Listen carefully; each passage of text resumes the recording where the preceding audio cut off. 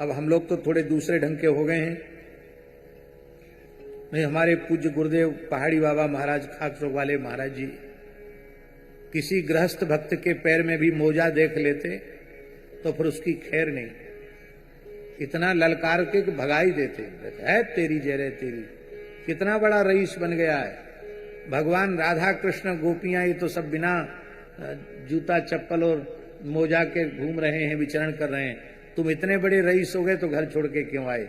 अरे भाई, वृंदावन में रज का ही तो महत्व है, और रज न लग जाए इसलिए पैर में मोजा पहन रखा है। फेंक फेंक फेंक, उतार उतार फेंक।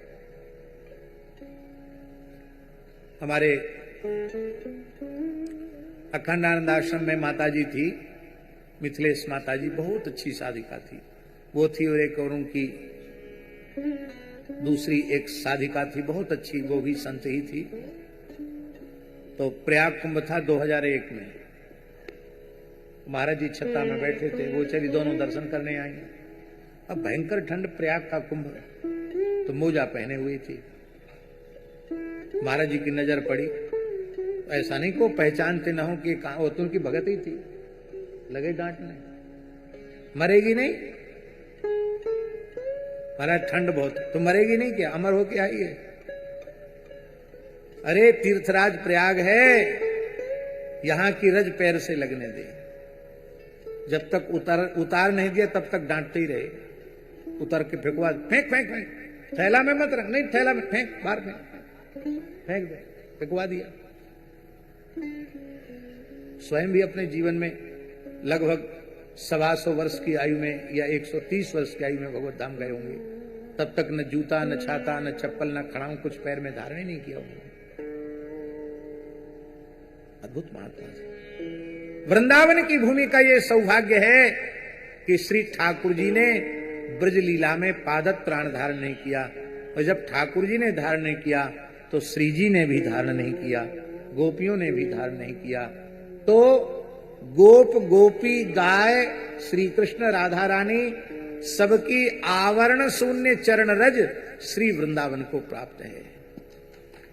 वृंदावन माने 84 कोस ब्रज, उसका 1 इंच भूमि ऐसी नहीं है जहां ठाकुर जी की चरण रज न बिछी हुई हो।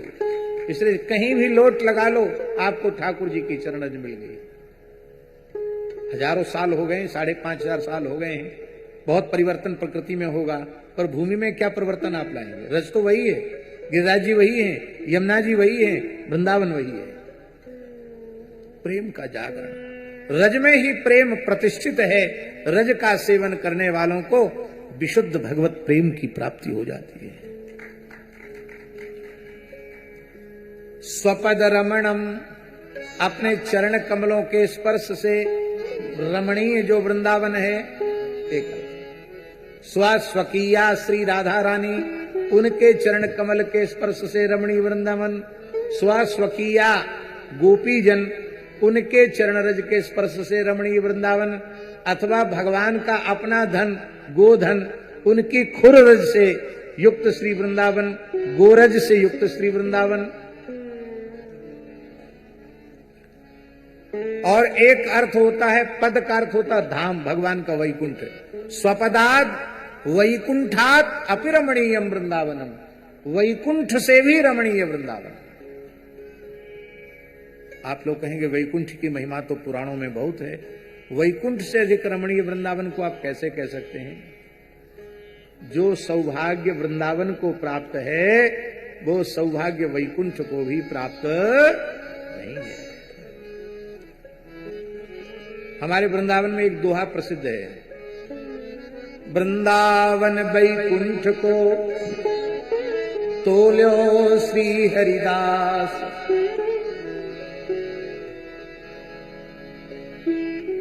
भारी सो भूपर रहो हल्को गयो आकाश। जब तराजू पर कोई चीज आप तोलते हैं तो जो वजनदार होती वो नीचे रह जाती, जो हल्की होती ऊपर चली जाती। कहते वैकुंठ हल्का हो गया वृंदावन की महिमा के आगे, इसलिए वृंदावन इस धरती पर प्रतिष्ठित है। धन्य है वृंदावन। जो वैकुंठ श्रेष्ठ है, पर वैकुंठ में गोचारण लीला नहीं हो रही है, वैकुंठ में माखन चोरी लीला नहीं हो रही है, वैकुंठ में महारास क्रीड़ा नहीं हो रही है। वो ऐश्वर्यमय धाम है और ये वृंदावन भगवान का दिव्य माधुर्यमय धाम है। इसलिए वैकुंठ से व्यधिक रमणीय वृंदावन। वैकुंठ को बिना आवरण के चरण तल के स्पर्श का सौभाग्य प्राप्त नहीं है, पर वृंदावन की भूमि को आवरण शून्य चरण तल का स्पर्श प्राप्त है। ऐसे वृंदावन में भगवान गोचारण कर रहे हैं, ग्वाल बाल वेणु रव सुन रहे हैं, भगवान की कीर्ति का गान कर रहे हैं। इति वेणु रवम राजन सर्वभूत मनोहरम श्रुत्वा ब्रज स्त्रियः सर्वा वर्णयन्त्यो भिरे भिरे। सुखदेव जी बड़ी विचित्र बात कह रहे हैं कि हे राजन परीक्षित, ये जो भगवान की बांसुरी की जो ध्वनि है ना, वो कैसी है? सर्वभूत मनोहरम, संपूर्ण भूतों का मन चुराने वाली। ध्यान दें, यहां सर्व प्राणी मनोहरम नहीं है, सर्वभूत मनोहरम। भूत का अर्थ है केवल चेतन प्रकृति नहीं, जड़ प्रकृति को भी अपनी ओर आकृष्ट करने वाला ये वंशी का स्वर है। पृथ्वी जल तेज वायु आकाश, इनको भी अपनी ओर आकृष्ट करने वाली ये वंशी है। भैया, जिनमें चित्त नहीं लोग मानते हैं, उनमें भी नया चित्त पैदा करके उनके चित्त को चुरा लेती है ये बांसुरी। फिर जो चित्तवान है, प्राणवान है, भला उनका चित्त ये बांसुरी क्यों नहीं चुराएगी? सर्वभूत मनोहरम श्रुत्वा ब्रज स्त्रियः सर्वा। इस वेणु रव को सुनकर के वर्णयन्त्या, इस वेणु माधुरी का वर्णन करने लगी, और वर्णन करते करते अभिरे भिरे, अभिरे भिरे का अर्थ है वो वर्णन करते करते श्याम सुंदर का आलिंगन करने लगे। अब ये बड़ी विचित्र बात है।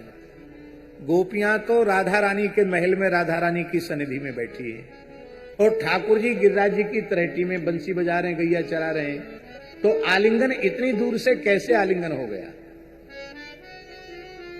इसके दो भाव। एक भाव तो यह है कि अभी हम पहले कह चुके हैं, क्या कह चुके, कि गोपियों के देह घर पर हैं, वो अपने भावमय दिव्य देह से ठाकुर जी के निकट पहुंच गई, तो भावमय दिव्य देह से ठाकुर जी का आलिंगन करने लगी। एक भाव। दूसरा भाव यह है कि उनकी वृत्ति इतनी अधिक कृष्णमयी हो गई कि उनको कृष्ण के अतिरिक्त दूसरा कुछ भी दिखाई देना बंद हो गया। इसलिए एक गोपी को दूसरी गोपी गोपी के रूप में नहीं दिखाई पड़ती, उसे कृष्ण के रूप में ही दिखाई पड़ती है, और वो कृष्ण मानकर उसका आलिंगन करती है। तो गोपियां परस्पर एक दूसरे को कृष्ण के रूप में देख करके आलिंगन करने लगी। वर्णयन्त्यो भिरे भिरे, वर्णयन्त्यो भिरे भिरे। गोप्य ऊचुः अक्षणवतां फलमिदं न परं विदामः। सख्यः पशूननु विवे सयतोर्वयस्यै वक्त्रं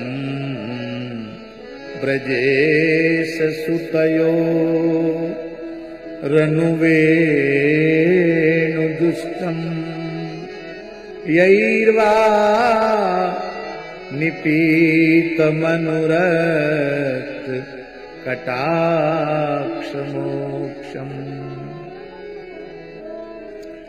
अरे सखियो, यहां सख्या ये संबोधन है। अई सख्या, अरे सखियो। अक्षणवताम इदम एव परम फलम नान्यत किंचित परम फलम विदामा।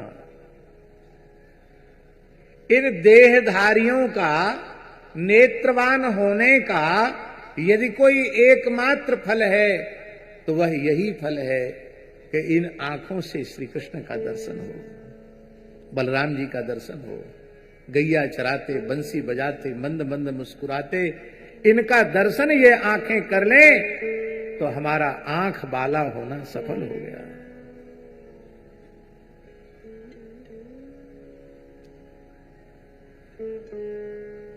इन इंद्रियों में, हमारी जितनी इंद्रियां हैं,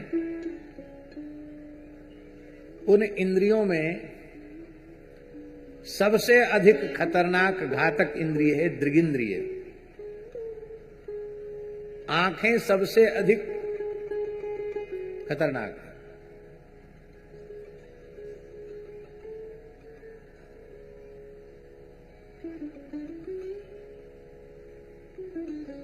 अब हम क्या कहें, ये आंखें कब किस विद्वान विवेकी पुरुष को भी किस मलमूत्र के गड्ढे में ले जाकर पटक देंगी, किस नरक कुंड में ले जाकर पटक देंगी, नहीं कहा जा सकता है।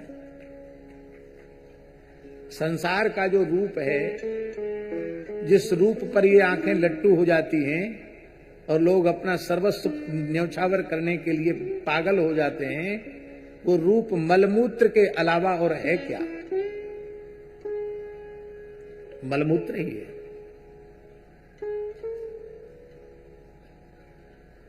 यदि इन आंखों से श्री कृष्ण दर्शन नहीं हुआ तो ये आंखें तुम्हें बर्बाद कर देंगी।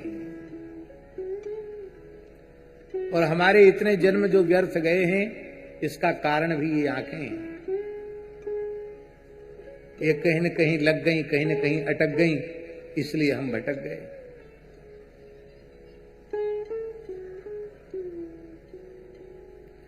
वृत्ति को सबसे अधिक चंचल करने वाली इंद्रिय नेत्र हैं। इसलिए जिनको नेत्र नहीं है उनको भगवान की कृपा का विशेष अनुभव करना चाहिए। इसलिए अनुभव करना चाहिए कि भगवान ने हमको अंतर्मुखता सहजी दे दी। बाहर की दुनिया देखेंगे नहीं तो भीतर वाले अपने ठाकुर जी से बातचीत करेंगे। मेरे प्यारे मोहना, नैन झांप तो ही ले ना मैं देखूं और को तो ना तो ही देखन दे। इसीलिए ध्यान दें, इसलिए जप के समय, ध्यान के समय प्रायः आंख बंद करने की परंपरा। क्यों आंख बंद करने की परंपरा? ये आंखें ज्यादा भटकाएंगी। बहुत से लोग कहते हैं कि महाराज जी जप में मन नहीं लगता, मन बहुत बदमाशी करता है, इधर उधर भटकता है। वैसे चाहे भले ही थोड़ी देर शांत रह जाए, माला हाथ में लेती तूफान शुरू। तो पहली बात तो हम ये निवेदन कर रहे हैं कि आप जितना कर सकते हो उतना करो, बाकी सब भगवान पर छोड़ दो, सब भगवान करेंगे। आप अपने मन को मुट्ठी में नहीं बंद कर सकते, मन पर काबू नहीं कर सकते, जाने दो मन को। आपकी जिह्वा तो आपके अधीन है कि नहीं? आप केवल हरिनाम करो, स्वाद आवे ना आवे, मन लगे या न लगे, मन भटकता हो भटकने दो, लेकिन तुम नाम करते चले जाओ, नाम करते चले जाओ, नाम करते चले जाओ। जिस क्षण नाम का स्वाद जिह्वा को मिल जाएगा, मन का भटकना अपने आप बंद हो जाएगा। इसलिए चिंता मत करो। एक बात तो यह है। दूसरा साधन, अनुभूत साधन हम आपको बता रहे हैं। अनुभूत माने हमारे जैसे लोगों का अनुभूत नहीं, महापुरुषों के द्वारा अनुभव किया हुआ साधन। जब आप नाम जप करने बैठे या मंत्र जप करने बैठे तो भीतर से नाम का श्रवण करें। श्रवण करते हुए जप करें। आपकी होठ नहीं हिलते, जिह्वा नहीं हिलती, फिर भी भीतर से कुछ उच्चारण होता तो भीतर के कान से आप सुनते हैं उस बात को कि नहीं सुनते? आप मंत्र का श्रवण करते हुए जप का अभ्यास करें। फिर मंत्र के प्रतिपाद्य देवता का ध्यान करें। मंत्र का श्रवण पूर्वक जप करें और उपास्य इष्ट स्वरूप का ध्यान करें। थोड़े दिन कठिनाई होगी, लेकिन इसके बाद ऐसा मन लग जाएगा कि फिर आपका मन हटेगा ही नहीं। फिर ये समस्या सदा के लिए समाप्त हो जाएगी कि मन नहीं लगता। अरे भाई, मन इनको छोड़कर लगेगा और कहां? मन लगता तो इनमें ही है। भगवान में ही मन लगता है। संसार में मन लगता होता तो सारी समस्या का समाधान हो गया होता। संसार में मन लगता कहाँ है? जाता है और वहां से अतृप्त होकर फिर लौटकर आ जाता है। पर जिन भाग्यशाली जीवों का मन श्री कृष्ण में लग गया, फिर लौटकर संसार में कभी आता नहीं है। तो जहां लगने के बाद लौटकर ना आवे, वही मन का लगना माना जाएगा। इसलिए मन मनमोहन को दे देना चाहिए, भगवान में लगा देना चाहिए। तो आंखों का सबसे बड़ा फल यही है कि आंख भर के बंसी बजाते, गैया चराते श्याम सुंदर का दर्शन ये आंखें करें।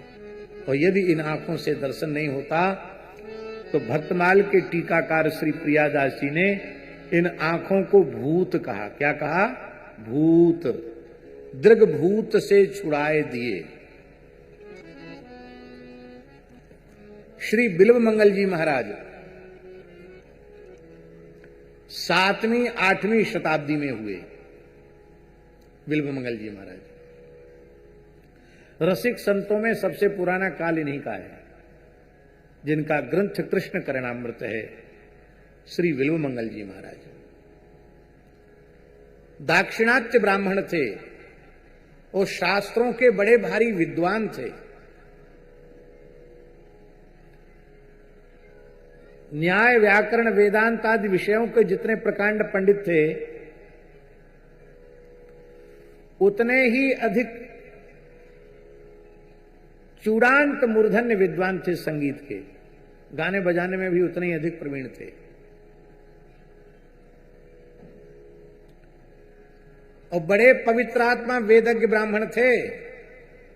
त्रिकाल संध्या करने वाले, अग्निहोत्र करने वाले, एकदम वैदिक चर्या से जीवन जीने वाले।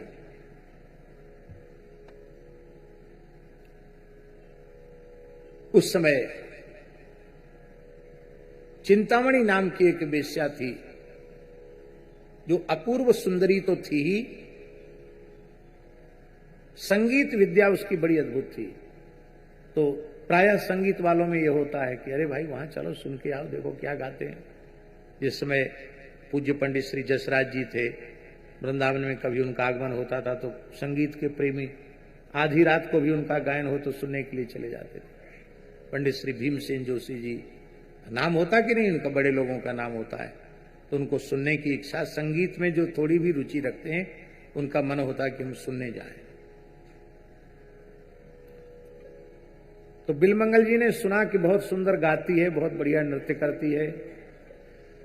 तब मन में तो इनके था ही, अपने संगीत प्रेमी मित्रों के आग्रह से वे भी उसके यहां उसके गान तान को सुनने के लिए गए।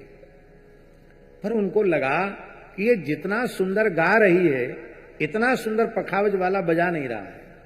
मृदंग बहुत बढ़िया नहीं बज, जितना अच्छा गा रही है और जितना अच्छा भावपूर्ण नृत्य कर रही है, उतना बढ़िया वाद्य नहीं बज, ताल उतना बढ़िया नहीं हो रहा है। तब आप तो विद्या, गायन, वादन, नृत्य तीनों के ही ज्ञाता थे। आप पखावज बजाने लगे और आज पहली बार में ही आपकी नजर उस पर पड़ गई और उसकी नजर आप पर पड़ गई और सब कुछ छूट गया। और अंत में ये स्थिति हो गई कि वे उस चिंतामणि के प्रेम बंधन में ऐसे बंध गए कि अपना घर छूट गया, परिवार छूट गया, पिताजी को सदमा हो गया, पिताजी भी इसी सदमे में चले गए, शरीर छूट गया पिताजी। इनकी पत्नी वेश्या के यहां आई, रोते हुए कहा कि संस्कार तो बिना इनके पिताजी का होगा नहीं, मेरे ससुर जी का संस्कार, कुछ समय के लिए दे दो इनको, हमको ले जाओ। बिलमंगल जी चले गए, संस्कार तो कर दिया पिताजी का, लेकिन रात होते ही चिंतामणि की याद इतनी सताई कि वे, वर्षा का समय था, तुंगभद्रा नदी उफान पर थी। कृष्णवेणा नदी, दक्षिण की बात है, दक्षिण भारत की कृष्णवेणा नदी उफान पर थी, बाढ़ पर थी। और रात्रि के समय बिल्वमंगल वहां से चल पड़े। बिजली कड़क रही है, बादल गरज रहे हैं। पतिव्रता पत्नी पीछे पीछे, कहां जा रहे हो इतनी रात्रि को, लेकिन एक नहीं सुनी। और पत्नी ने भी पीछे से नदी में प्रवेश किया, वो भी निष्प्राण हो गई। और आप कैसे भी, लोग तो ऐसा कहते हैं कि अपनी पत्नी के ही शव को ये पहचान नहीं पाए, उसी का सहारा लेकर के नदी पार हुए और पहुंचे अर्धरात्रि को। तो अर्धरात्रि को जब ये पहुंचे तो किवाड़ बंद था, तब कैसे भीतर जाएं? तो एक काला सर्प लटक रहा था। उस सर्प को इन्होंने सर्प के रूप में नहीं देखा, इतनी वृत्ति चिंतामणि में लगी हुई थी। उसी को रस्सा समझ करके पकड़ करके और ऊपर चढ़ गए। ऊपर चढ़कर जब कूदे तो पानी बरस रहा था, नीचे पानी आंगन में भरा हुआ था, उसमें गिरे। आवाज हुई तो चिंतामणि आई, उसने दीपक जलाया तो देखा ये तो बिल्वमंगल जी हैं। तब उसने कहा, चिंतामणि ने कहा, छी छी, बिल्वमंगल किसने तेरा नाम रख दिया है? तू तो महाअमंगल की मूर्ति है। इस शरीर में क्या रखा है? मलमूत्र का शरीर है, हड्डी मांस चमड़े का शरीर है, इसमें तेरी इतनी आसक्ति? इससे एक अंश प्रेम भी, इसका एक अंश प्रेम भी यदि श्री कृष्ण के चरणों में तेरा हो जाता तो तेरा जीवन सफल हो जाता। अब तेरी तू जाने, तू तो पागल है, तेरी तू जाने। मैं तो प्रातःकाल होते ही भजो जुगल किशोर, मैं युगल किशोर वृंदावन चंद्र का भजन करूंगी। अब तेरे जैसे मोहग्रस्त पागल के साथ मुझे नहीं रहना। बिल्वमंगल जी की फिर भी आंखें नहीं खुली। अरे बोले, तुम क्या कह रहे हो? तुम्हारी बातें समझ में नहीं आ रही है। तुमने हमको नौका भेज दी, तुमने हमको रस्सी लटका के रखा, तो न रस्सी थी, वो तो सर्प था, नौका नहीं, वो तो मृत शरीर था। अब इनको भी वैराग्य हुआ और उसने कहा, अब हम प्रातःकाल होते ही भजन में लगेंगे। इन्होंने कहा, तब हम भी अब भजन में ही लगेंगे। और दोनों के जीवन की दिशा सर्वथा मुड़ गई और तीव्र गति से भजन में लग गए। सोमगिरी नाम के भगवत प्राप्त सदगुरु से आपने दीक्षा ली और दीक्षा लेकर चिंतामणि से कहा कि अब हमारा तुम्हारा इतने समय का ही साथ था, अब एक साथ रह के भजन नहीं होगा, अब तुम अलग भजन करो और मैं अब वृंदावन की ओर जा रहा हूं। आप वृंदावन की ओर चल पड़े। तीव्र विरह था और तीव्र वैराग्य था और वृंदावन के मार्ग पर चल रहे थे। एक गांव में होकर के निकले, प्यास लगी, एक कुएं पर पानी पीने के लिए खड़े थे और वहां एक नई नवेली सुंदरी स्त्री पानी भरने आई। आज उसके अद्भुत रूप को देख करके बिल्वमंगल जी की वृत्ति फिर नीचे गिर गई और वे उसके पीछे लगे लगे फिर आ गए उसके घर तक। माताओं में ये शक्ति बहुत होती है, भगवान शक्ति स्वरूपा तो है ही है। माताएं किसी व्यक्ति की नजर को बहुत जल्दी भांप लेती हैं, ये हमको किस नजर से देख रहा है। पुरुष वर्ग नहीं पहचान पाता, माताएं पहचान लेती हैं क्योंकि ये शक्ति स्वरूपा है। वो समझ गई कि इनकी दृष्टि अच्छी नहीं है, मेरे पीछे लग के आए। गृहस्थ स्वामी ने पूछा, ये कौन है बाबा जी? अरे बोले, क्या है, मेरे पीछे पीछे लग के आए हैं। पर वो गृहस्थ पता नहीं कैसा संतों में श्रद्धा रखने वाला था। उसने कहा, संत हमारे द्वार पर पधारे हैं तो हमें स्वागत करना चाहिए। बड़े प्रेम से चरणों में प्रणाम किया, चरण धोए, सुंदर आसन पर बिठाया और कहा कि मैं क्या सेवा करूं। आपको फिर ग्लानि होने लगी, सब कुछ छोड़कर वृंदावन की ओर चला और इन आंखों ने फिर हमको यहां ले जाकर पटक दिया, अटका दिया। आप दुखी हो गए, कुछ बोले नहीं। तब उस गृहस्थ ने अपनी पत्नी से कहा, ये तुम्हारे साथ चल के आए हैं, तुम जाकर पूछो, शायद तुमसे कुछ कह दें। वह अपूर्व सुंदरी तो थी ही, सजी धजी सुंदरी आई और उसने कहा, बाबा क्या चाहिए? आपने कहा, माता प्रणाम। इस बालक को और किसी वस्तु की आवश्यकता नहीं। भाव परिवर्तन हो गया। अब इस बालक को किसी वस्तु की आवश्यकता नहीं, 2 सुई ले आओ, मोटी मोटी सुई ले आओ। वो ले आई बेचारी और आपने उसके देखते देखते अपने दोनों नेत्रों को फोड़ लिया। दोनों नेत्रों से रक्त की धार बह चली वह देवी चीखी चिल्लाई, गृहस्थ साहब महाराज ये आपने क्या कर लिया? आपने अपने दोनों नेत्र फोड़ लिए। कहा हमने नेत्र नहीं फोड़े हैं, दीर्घ भूत से छुड़ाए दिए। 2 भूत हमारे पीछे पड़े थे, इन भूतों से पिंड छुड़ा दिया। एक भूत किसी के पीछे पड़ जाए पर देखो क्या हालत होती है। मेहंदीपुर बालाजी में चौकी देनी पड़ती है, और यहाँ गुजरात में कष्टभंजन देव हैं, कहाँ हैं, सहारनपुर में चौकी देनी पड़ती है, अथवा इस समय बागेश्वर बाबा के यहाँ बहुत भूत प्रेत वालों की भीड़ है, वहां भी हाजिरी देनी पड़ती है। जाना पड़ेगा भाई, इस तरह की बीमारी होगी तो जाना पड़ेगा, जहां इलाज होता वहां जाना पड़ेगा। एक भूत पीछे पड़ जाए तब, और 2-2 भूत 24 घंटे पीछे पड़े तब उसकी क्या हालत होगी। ये भूत है भूत, इनका भूत उतरता ही तब है जब इन्हें भगवत साक्षात्कार हो जाता है, भगवत दर्शन, तो ही तो भूत उतरता नहीं।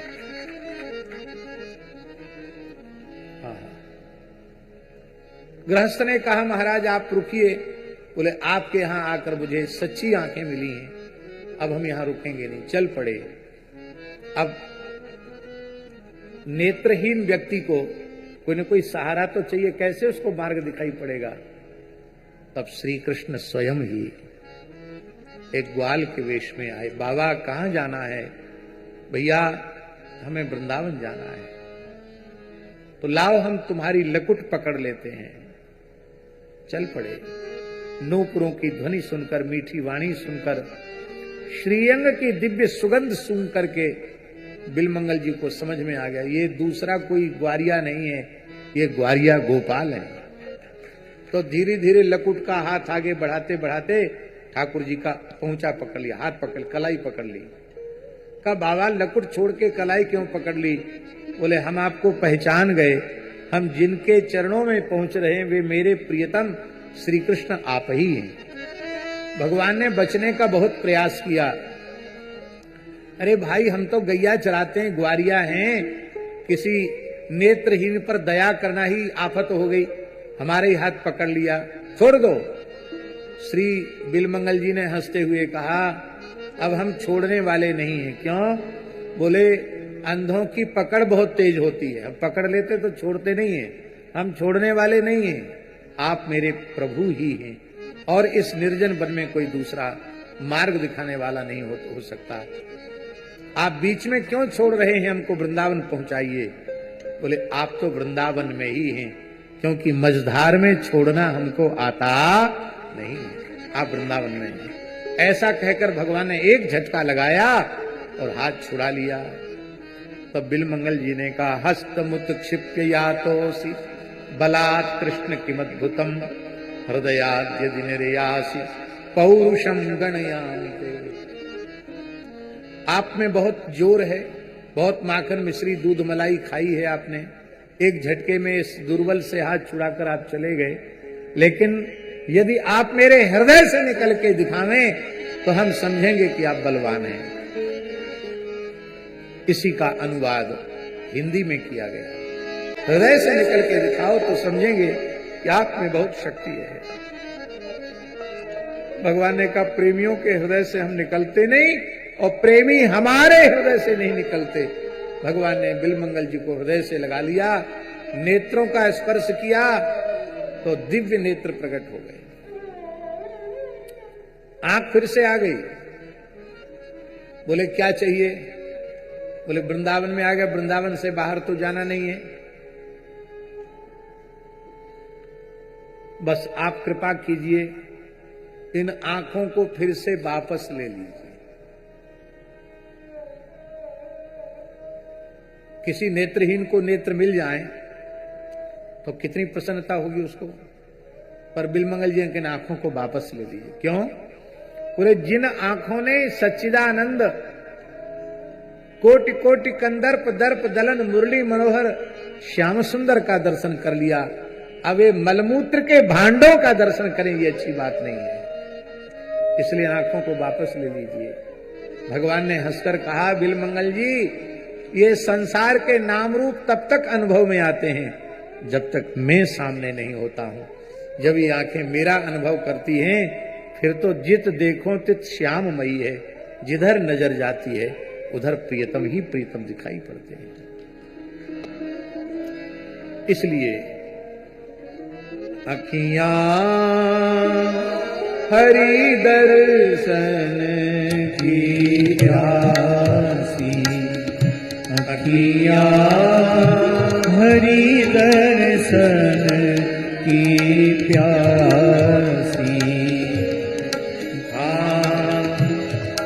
देखो चाहत कमल नयन को निस दिन रहेगा सी, अखियां हरि दर्शन की प्यासी, अखियां हरि दर्शन की प्यासी।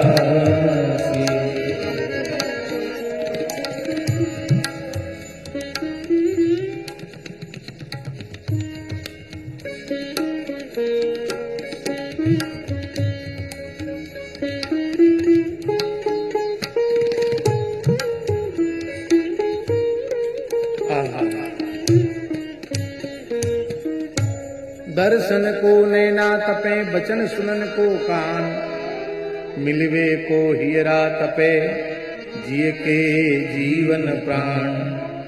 गोवर्धन वासी सांवरे, तुम बिन रहो न जाए।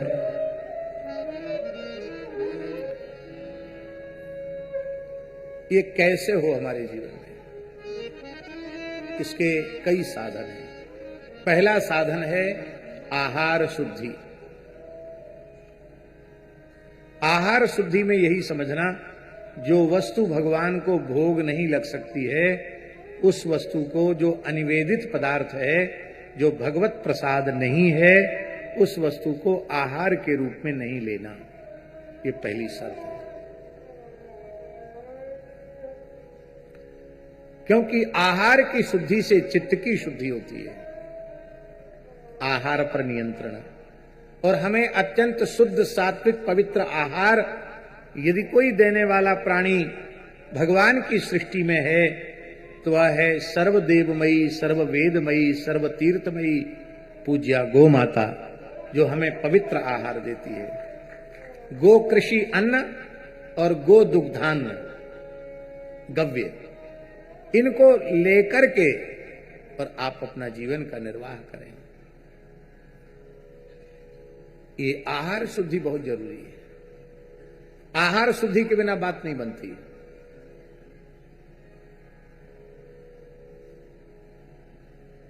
हमारे ये बाबा हैं श्री हरदेवदास जी, 5 वर्ष हो गए केवल गाय का दूध ही लेते हैं।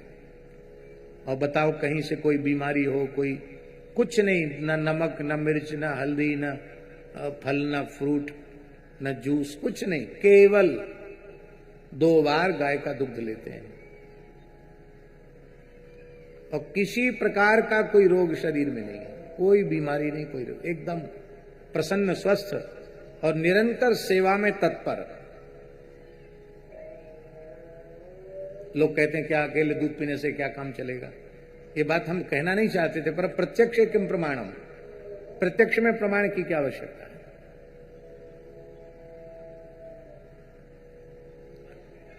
हैं?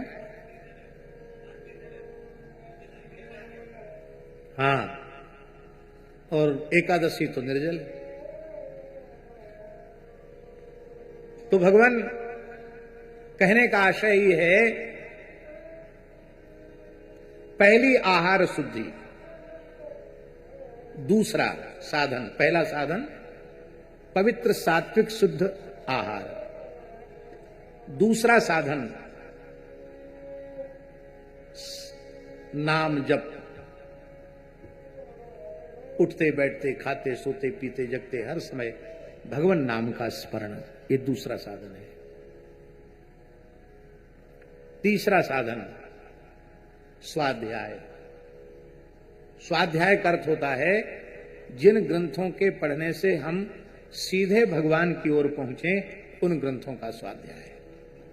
मेरे विचार से भगवत प्राप्ति के लिए इस कराल कलिकाल में 5 ग्रंथ पर्याप्त हैं।